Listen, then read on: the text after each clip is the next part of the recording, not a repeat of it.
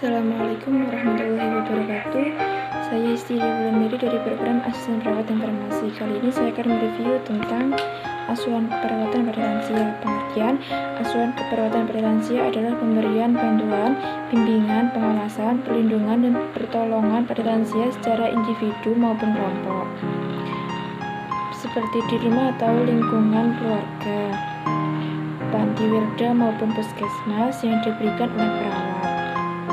Tujuan untuk mempertahankan kesehatan serta kemampuan dari mereka yang usianya telah lanjut dengan jalan perawatan dan pencegah, membantu mempertahankan serta membesarkan daya hidup atau semangat hidup pada lansia, menolong dan merawat lansia yang menderita penyakit atau gangguan baik kronis maupun akut, agar lansia dapat melakukan aktivitas sehari-hari secara mandiri. Fokus asuhan keperawatan pada lansia: peningkatan kesehatan atau health promotion, pencegahan penyakit atau preventif, pengoptimalan fungsi mental, dan mengatasi gangguan kesehatan yang umum.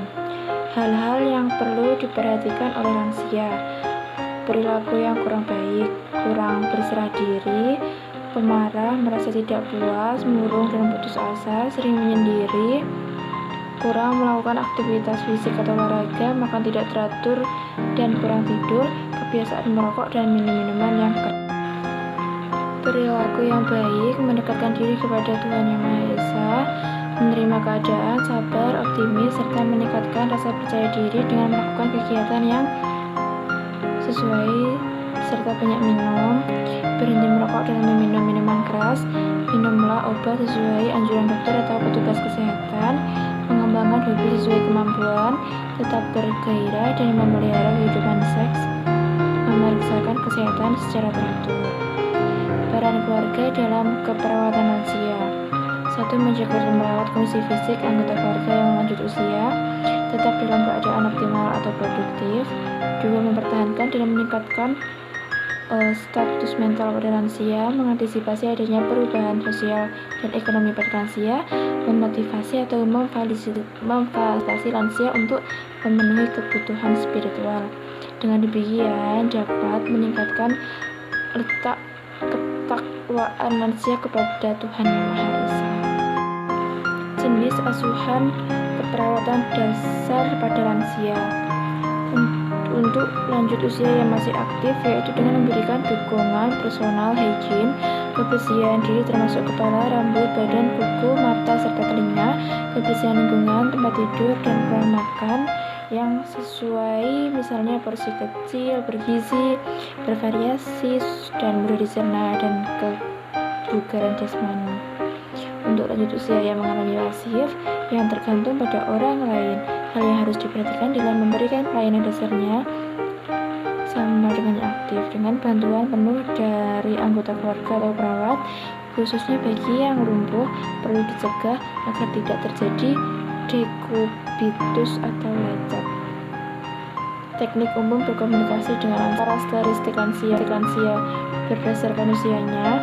Organisasi Kesehatan Dunia atau WHO mengelompokkan usia lanjut menjadi 4 macam, meliputi: A. Usia pertengahan atau middle age, kelompok usia 45 sampai 59 tahun. B. Usia lanjut atau elderly, kelompok usia antara 60 sampai 70 tahun.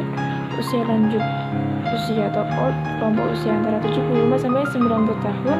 Dan usia tua very old, kelompok usia di atas 90 tahun. Mengenal kultur dan budaya: mengenal latar belakang kultur dan budaya pasien akan mempengaruhi persepsi pasien terhadap baik dan berkualitasnya pelayanan kesehatan yang diberikan dokter. Hambatan komunikasi pada lansia: pasien dengan defisit sensorik pendengaran 16% sampai 24%, individu berusia lebih dari 65 tahun mengalami pengurangan pendengaran yang mempengaruhi komunikasi Krause atau Campbell. Sedangkan pasien yang berusia di atas 80 tahun, jumlah gangguan sensorik akan meningkat menjadi lebih dari 60% atau Chia et al. 2006, penurunan fungsi pendengaran yang dikenal sebagai akusis, pendekatan berkomunikasi pada gangguan sensorik pendengaran. Tataplah pasien sehingga pasien dapat membaca bibir dan Anda dapat menggunakan isyarat mata, meminimalkan kebisingan, berbicara perlahan, jelas, dan dalam nada yang normal, berteriak akan hambatan komunikasi, mengubah nada frekuensi tinggi, dan mempersulit pasien untuk memahami kata-kata Anda. Ketika memberikan instruksi untuk medikasi, tes atau pengobatan, hindarkan untuk bertanya kepada pasien apakah dia mengerti. Teknik umum berkomunikasi dengan lansia, menunjukkan hormat dan kepribadian dan keprihatinan, didasari pada rasa hormat kepada pasien dan memahami serta mengapresiasi setiap pasien sebagai sosok manusia yang unik. Rasa hormat ditunjukkan dengan sapaan formal, pandangan mata menunjukkan apresiasi, sentuhan memberi tangan atau pundak menunjukkan rasa turut prihatin dan perhatian. Memastikan bahwa pasien didengar dan dipahami. Memastikan mempertahankan langkah yang tidak tergesa-gesa dan mendengarkan adalah kunci komunikasi efektif antara pasien lanjut usia dan dokter.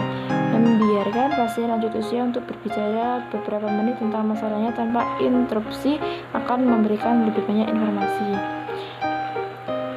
Berbicara pelan, jelas dan keras tanpa berteriak, menggunakan bahasa dan kalimat yang singkat dan sederhana. Karena pasien lanjut usia umumnya lebih sedikit bertanya dan menunggu untuk ditanya. Menghindari ageisme. Kenali pasien lanjut usia sebagai satu pribadi dengan riwayat dan penyelesaian yang jelas. Pendekatan ini memungkinkan Anda untuk menemui setiap pasien lanjut usia sebagai individu yang unik dengan pengalaman seumur hidup yang berharga, bukan orang tua yang tidak produktif dan lemah.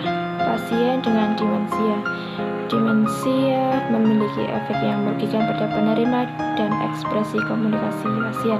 Pasien mengalami kehilangan memori, kesulitan mengingat kejadian yang baru terjadi, memiliki rentang konsentrasi yang singkat, sulit untuk tetap berada dalam satu topik tertentu. Ada banyak tingkatan demensia yang memiliki berbagai kesulitan komunikasi. Pada stadium awal, sering mengalami masalah untuk menemukan kata yang ingin disampaikan. Pada demensi parah, pasien dapat menggunakan jargon yang tidak dapat dipahami atau bisa hanya berdiam diri.